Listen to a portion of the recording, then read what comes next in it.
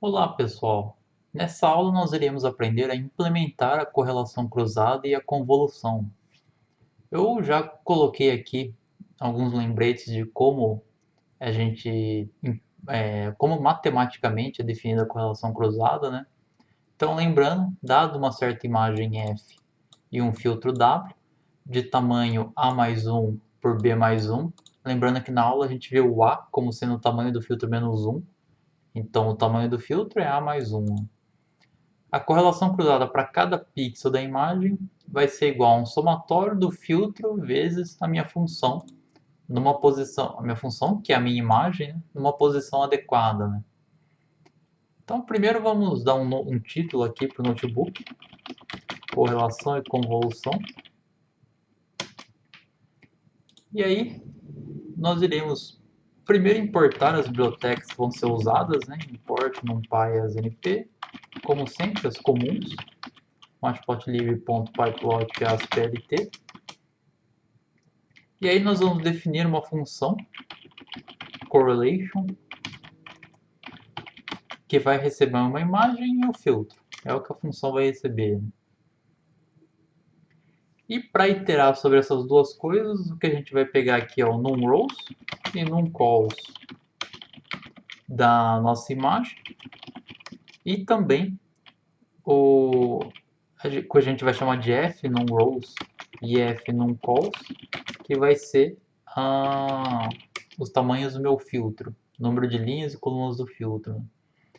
E como a gente sabe aqui que vai ter que usar bastante esse tamanho do filtro sobre 2, então nós vamos também já pegar, definir essa variável ref, rsize, que seria metade do tamanho nas linhas, que vai ser igual ao f numRows, dividido por 2. Esse dividido por 2 no Python, ele retorna um valor inteiro. Então é a mesma coisa que eu fizesse isso, né? Dividir por 2 e tirar o valor inteiro. É um atalho para a gente já dividir e retornar o valor inteiro. E aí, bom, vou até copiar aqui, a gente vai definir também o ref, csize f numCalls sobre 2. Então a gente tem metade do tamanho do filtro que vai ser bem usado. A primeira coisa que a gente tem que pensar é na estratégia que vai ser usada para preencher as bordas da imagem quando o filtro estiver fora da imagem, quando parte do filtro estiver fora. Como a gente viu, o mais comum quando o filtro está ali na borda da imagem é supor que o valor fora da imagem é zero. Então a gente vai fazer isso. Nós vamos criar uma image padded aqui, que vai ser um array de zeros. Ele vai ter qual tamanho? Ele vai ser o tamanho numRows mais f numRows menos 1. E da mesma forma vai ter numCalls mais f numCalls menos 1. Por que isso? Porque se a gente pensar, pensa quando o filtro está na primeira posição da minha imagem, no pixel 00. Então, quando o filtro está no pixel 00, metade do meu filtro vai estar para fora da imagem, certo? Então, pense primeiro nas linhas. Metade do filtro vai estar para fora da imagem. Isso quando eu estou lá na primeira linha da minha imagem, no primeiro pixel.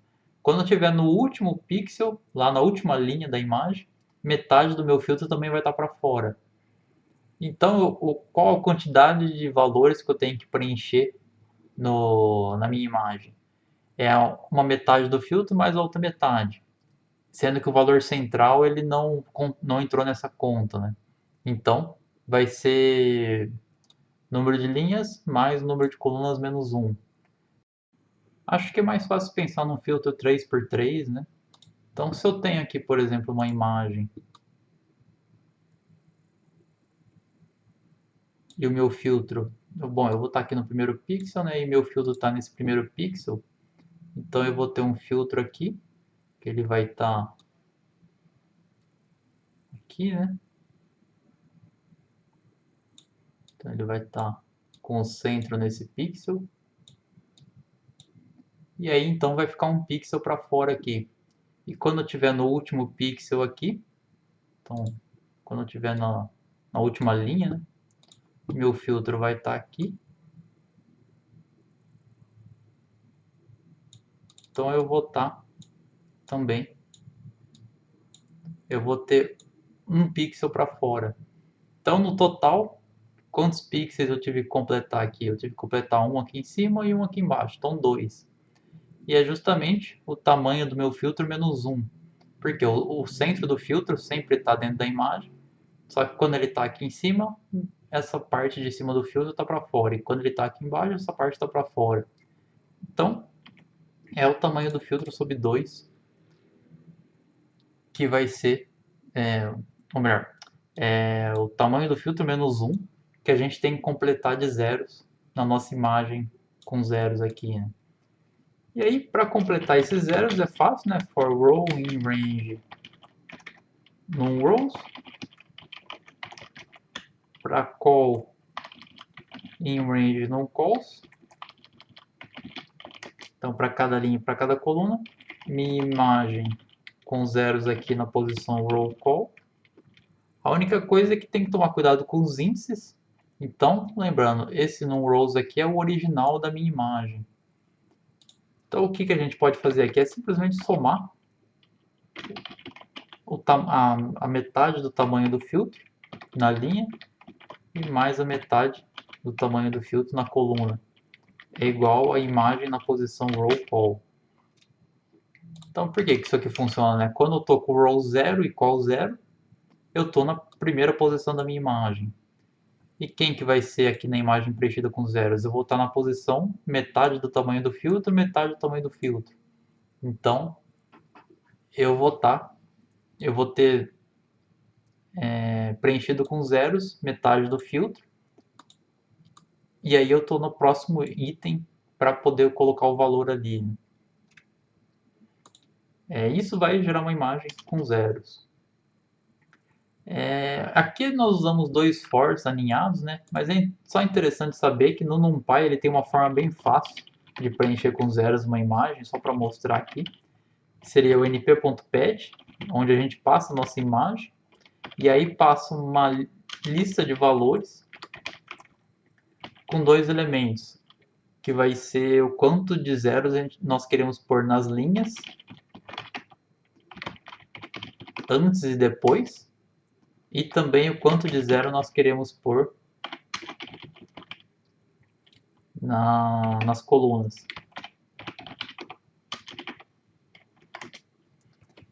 Ou seja, é uma lista com dois elementos. Aqui indica quanto de zero eu quero pôr antes da primeira linha e quanto de zeros eu quero pôr depois da última linha. A mesma coisa que antes da primeira coluna e depois da primeira coluna. Então isso daqui substituiria todo esse código aqui, toda essa parte aqui.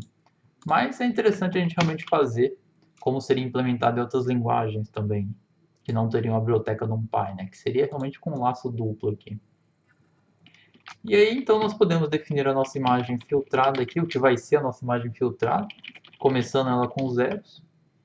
Então, ela vai ter o num_rows, num_calls aqui, que é a imagem de saída, vai ter o mesmo tamanho que a imagem de entrada. E aí também eu vou até copiar aqui, nós vamos ter um laço duplo, indo para cada coluna e cada linha da imagem. Lembrando que para cada posição nós vamos fazer uma soma. Então eu vou definir aqui sum region igual a zero, vai ser a soma da região. E agora nós iteramos sobre o filtro. Para cada S in range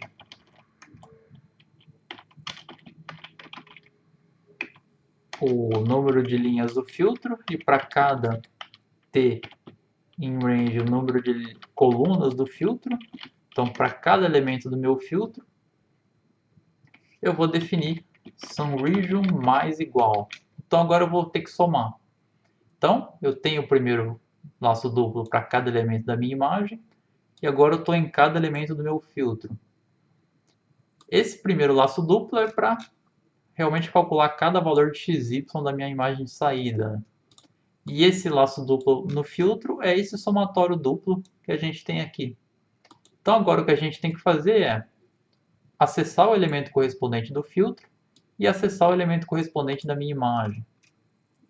Então o que a gente vai fazer aqui? O filtro é fácil, é só pegar linha S, coluna T, vezes a nossa imagem preenchida com zeros aqui.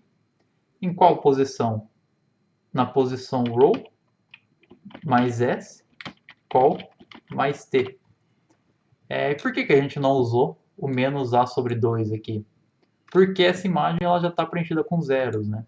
Então vamos ver, quando o row for 0 e o S for 0, eu vou estar pegando o elemento 0 da minha imagem mesmo, 0, 0, né? Que vai casar ali com o primeiro elemento do meu filtro para retornar o valor no meu sum region. Então, isso vai somar todos os valores e aí eu vou colocar aqui o resultado na minha imagem final. Roll call vai ser igual a sum region. E nós vamos retornar esse image filtered.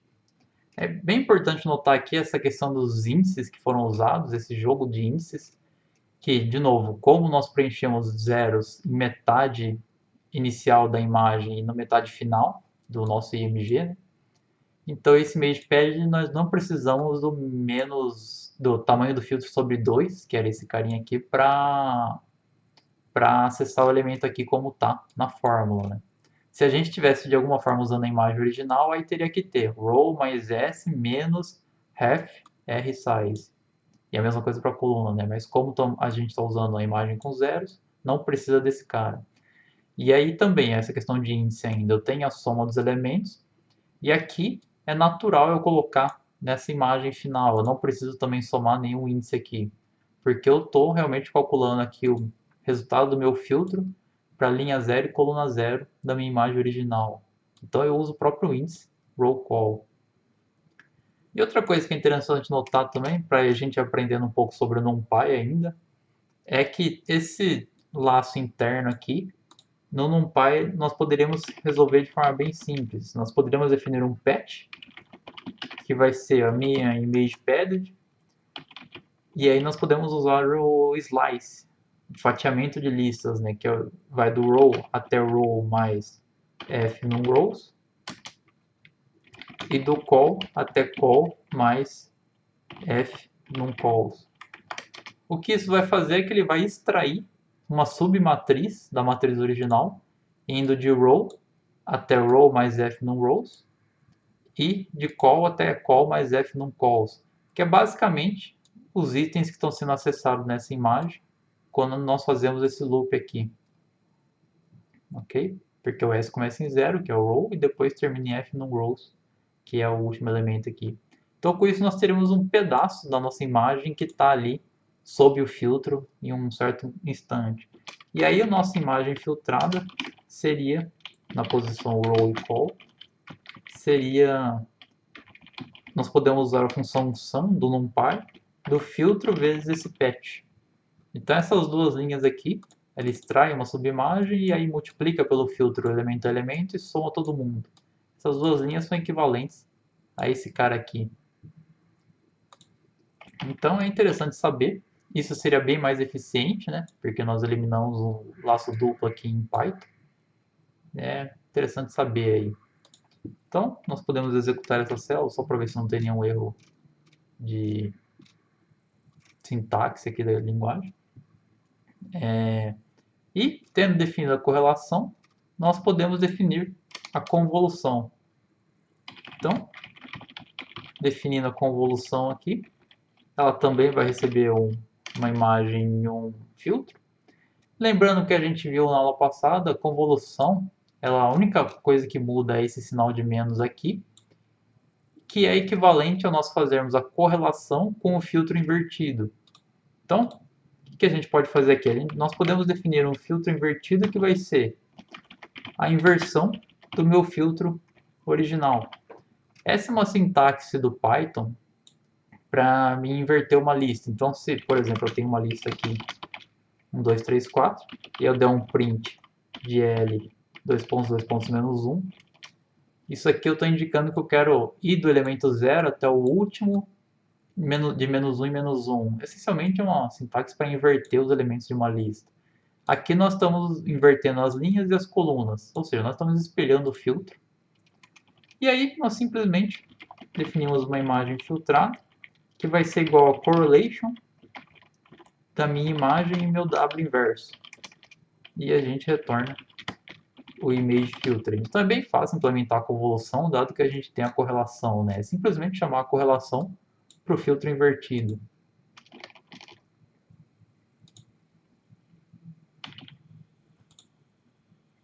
Bom, e aí nós podemos testar então a nossa função para um sinal 1D, só para realmente conseguir ver o resultado.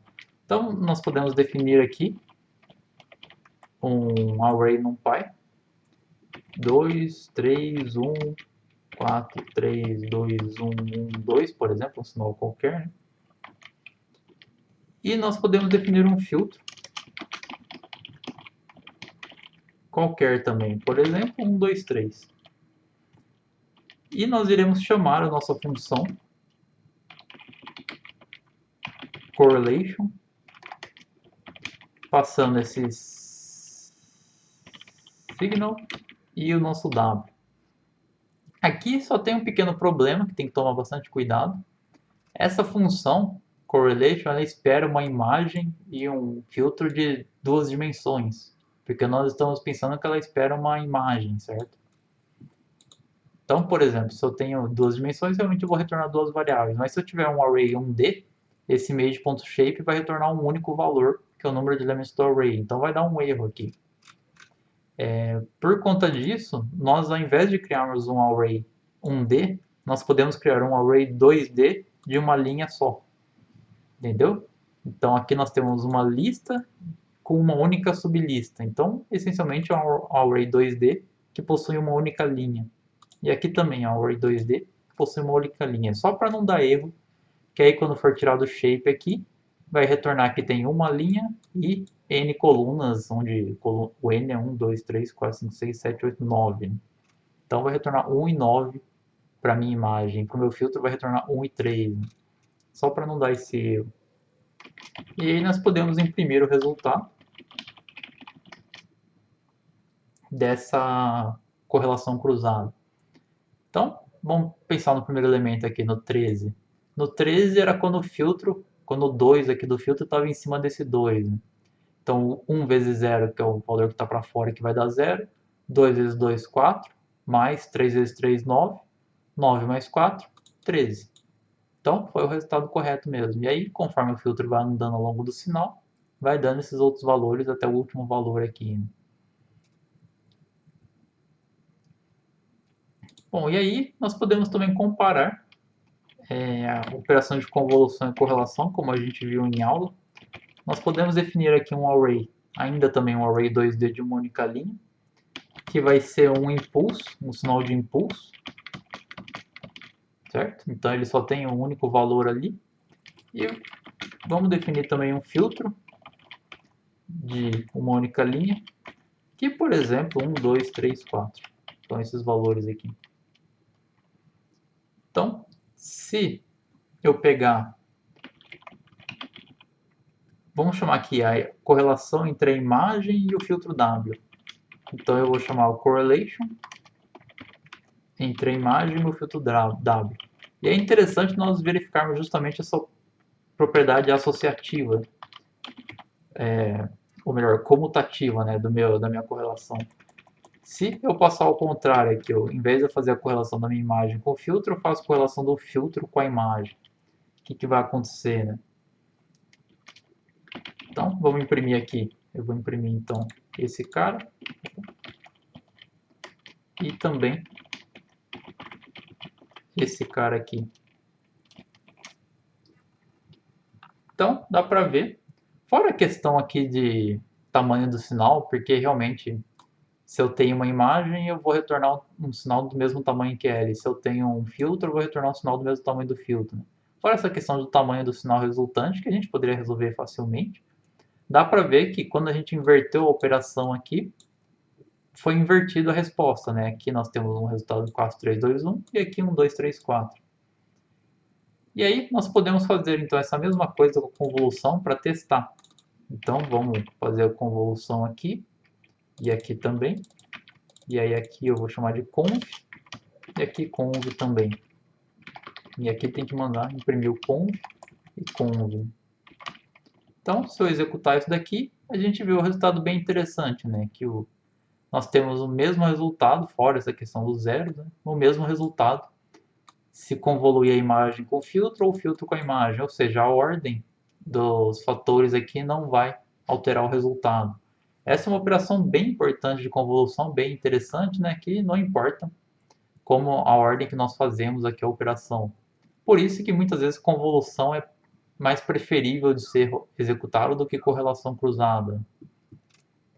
Fora algumas outras propriedades, como a gente viu, de que simplesmente a questão de o sinal sair invertido quando a gente implementa a correlação do modo natural, né? Que é pegar uma imagem e passar um filtro ao longo dela. Bom, e aí para testar, por exemplo, criar um filtro de média bem simples, nós podemos aqui fazer um np.array. E aqui vamos tentar então criar uma imagem, só para testar. Criar uma imagem razoável aqui, de 5 linhas, então vamos lá, né? Preenche alguns valores. Aí aqui, ó,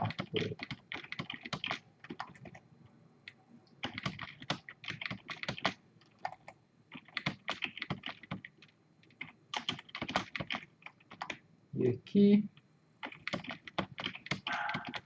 ok. Bom, aqui eu preenchi um valor a mais. Apagar esse 2, e aqui também tem umas coisas a mais, aqui. E vamos pegar um filtro, justamente o filtro de média que a gente viu. Eu vou definir aqui, copiar também o filtro 3x3 de média, que vai ter somente uns nesse filtro. E aí, opa, aqui tem que apagar uma vírgula. E aí nós podemos simplesmente dividir o filtro por 9 aqui, para realmente ele ser um filtro de média. Tem que sempre lembrar que o filtro de média ele sempre tem soma 1. Então, nós dividimos por 9 aqui, que aí os valores somados vão dar 1. E aí que seria a nossa imagem filtrada vai ser a correlação. E lembrando, como o filtro é simétrico e ambos os sinais são reais, não tem diferença entre aplicar correlação ou convolução se nós usarmos essa ordem, né? Imagem pelo filtro. Então, nós temos aqui a imagem filtrada. Se eu mandar imprimir, nós temos o resultado. Então, dá para verificar também. Então, se eu pegar lá o primeiro elemento, ele vai ser a soma dos zeros que tem em volta aqui, mais 1, mais 2, mais 2, mais 1, dividido por 9. Vai ser esse valor. E assim por diante, né? Então, nós podemos ver até aqui que esse valor 3, que era um pouco mais alto que os vizinhos dele, exceto aqui em cima, né? Mas ele é um pouco mais alto, ele virou esse valor 177, que está mais próximo dos vizinhos, né? E a mesma coisa, esse valor 0 aqui, que era mais baixo que os vizinhos, virou um 55, que é até igual ao de cima, é mais parecido com os do lado e assim por diante, né? Então isso uniformizou esse arrayzinho aqui. E da mesma forma que nós aplicamos, nós criamos uma imagem aqui de exemplo bem pequena, que é sempre útil para verificar se o código está funcionando. Esse IMG poderia ser uma imagem lida do disco, sem problema nenhum, né? E nós podemos aplicar essa mesma função.